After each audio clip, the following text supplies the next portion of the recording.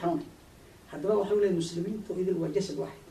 haddii nin ay wax ku dhacaan waa inaan anaguna aan dareema dhibkaas oo kale ma ahan inama waa laga baxay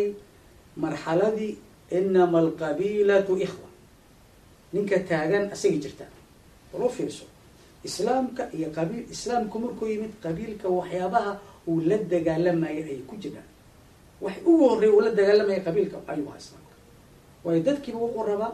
inuu ka dhigo uu siiyo mataqaanaa marxalad cusub inuu geliyo sidaa daraaddeed walo fiirso abubakr الصديق oo quraysh ah bilaal الxabashi oo ethoobia africa ka yimid salman الfarisi oo bershia suhayb الrumi oo eurubian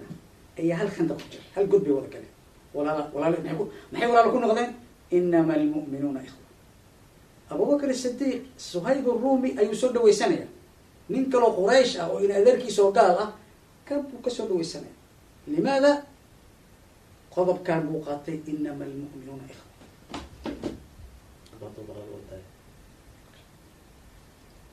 waa sidaas abubakar iyo suhayb الrumi iyo salman الfarisi iyo bilaal الxabashi ayaa hal meel ayaa walaala abubakar wuxuu kasoo dhawaysanayaa ninkii quraysh ahaa oo inadeerkiis ahaa ee gaalka ahaa waa iska fadhiinaya wuxuu soo dhawaysanayaa salman الfarisi wuxuu soo dhawaysanayaa bilaal الxabashi isku dhaqan maaha limaada uu soo dhawaysanayo inama almu'minuuna ikhwa walufis haddaba walaaltinimada ma ahan qabiil islaamnimo ayaa waa lagu walaaloobi karaa maanta marka annaga dadka waxaan rabnaa inaan yani waa ogyihiin aan kusii adkeenno marxalada maanta aan ku jirno oo ah inama alqabiilatu ikhwa in ay tahay marxalad islaamku u jidsan walu fiirso meel islaama geli karto iskumana imaan karto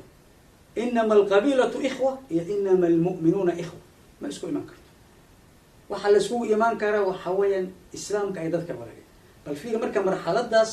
ayay noqotay islaamkii wuxuu ka qaaday dadkii min alqaa'i ila alqima wuxuu ka qaaday meeshii zero ay yaaleen markaaba wuxuu geeyey alqima oo ah alislaam balu fiirso badanka الرسول عليه الصلاة والسلام هي أصحابتي لما هاجروا من مكة إلى المدينة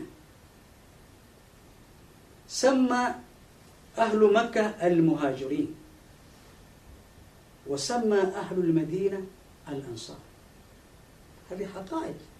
لما انكركم ولا تنكري كلام يجروا كان قبيل وسيد نوشي يقول لهم أنا ولا خميس بنكو سوقات ولا تعارف بنكو أيدا يعني ما ينكركم قبل كواجرة لكن والله شو قريش قال لي حق قريش حقنا بوس حد كم تمام هذا أخرتها هذا أيانو كان دقينا يعني سو خرج الأمور نيجا تميس ونص قاتي قبيل والربكو أيضا لتعارفوا ما صانع صحيح تمام وحوين قريش ذات كهاجري يا مكة كهاجري وحققوا وينام قريش مكة واحد من قبائل فرضا inkastoo markaa quraysh nation bay ahayd because dawladaha markaa jiray ka dawla ahayd laakiin waxaa ku noolaa dad fara badan marka aan oran karno waxaa kamid ah qolo la yiraahdaa mathalan bani bakr bani khuzaaca ghatafaan dadkaasoo idil qurayshti dadkaasoo idil reer bani hashim dadkaasoo idil waxaa la sii halmaa ayaa la yidhi baashi reer bani hashim oo muhaajiriinta ahayd muhaajiriintii mataqaana baashii reer ghatafaan lama oran waxaasoo dhan hal title baa la siiyey almuhaajiriin qoladii loo tegay ay soo dhaweysay dadkaana hal title baa la siiyey meesha waxaa deganaa dad qabaa'il ay kamid yihiin al-aws wal-khasraj hal title baa la siiyey oo labada qabiil waxay ku tartami jireen annaga mataqaana reer hebel oo inaka sarreyna iyo annaga aan ka sarreyna haliga lama sarreysaan waxa weeyaan hal magaca ba wadataan al-ansaar balbal iyo sheekooyinkaas wax iska ilooba dadka muslima tahay almuslimu aqul muslim war ninkii diisan intaa asay u taalla ninkii intaa diisan asay u taalla ad wadaadadu waayaan qabaa'ilka waa laga lexleexdaa waa war ninkii qabiil ka hadla oo qabiilka dadku waa sameeyeen yiraahda asaga busraadisa war waxa ma jira nin waliba boos ku filan muqasta laakiin waxaan ka hadlaynaa alxaqaa'iq alcilmiya waxa la wax la isla ogyahay ma keen haddii aan ku heshin war nin walba qabiilkiisa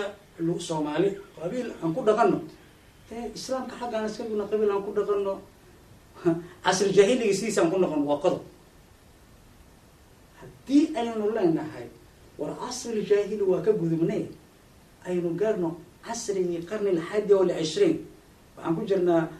qarnigii 12 aan ku jirnay aan la socono markay tahay war qabiil xaq aan isku dhignay waxyaabii islaam baa naga dhaxayna madeyn kara aan u soo noqon labada aynu kala dooran waxaan la isu khaldi اختلاط الحابل بالنابل ما صعنيس wax leeyahay بروفيس مسلمين كما marka ujeedada meesha aan ka leenahay waxa loo baahay cilmiyan inaan u fikirto quraish ma aysan oran suhayb ar-rumi markii la yiraahdo al-muhajirin waxa ku jira suhayb ar-rumi oo minority waxa ku jira bilal al-habashi oo minority waliba adoon ka siiya dadka waliba la gumaysta waxa ku jira salman al-farisi oo minority iyo quraish tiisan ka dheereen ayaa wax la magac leeyahay ma oran wali anu ma kan magac la qadan ma ay aaminsan inama almu'minuna ikhwa radu sheekadan kale dadku waa ma taqaana waa laandeer iyo laangab halkay ku qorantay kitaabkay ku qorantay ma jirto quraish maxaa la tagay madiina dadkii magac bay wataan al-ansar hadaba beel meel lagu gaaray ma jirto beesha waxa weeyaan reer qura maxkamadda islaamiga reer qura maxkamadda islaamiga reer qansax waa wax soconaya iyo meel lagu gaarayo runtii ma jirto inkastoo ma taqaana maxaakiimtu door wanaagsan ay qaateen al-amn wal-amaan ay soo noqdeen waxaan filayaa yani la ahad yunkiru wa nahnu nu'ayyidu kili ka taana ma jirto laakiin waxa weeyaan middan shacbiga wata war shacbiga ruuxiisi aynu waxaan shacbiga ay wataan weynay joojiyaan oo leeyahay hadee ma taqaana beela al-islam marka tiraay maxaa ka wanaagsan al-islam maxkamadda islaamiga ee wabay maxkamadda islaamiga ee bonder maxkamadda islaamiga ee shangaan warnimankan maxaakimta khasbinine oo horaneen oryada hada waxa weeyaan kaba 16 sano ku jirna baasha rasuulka alayhi salaatu wasalaam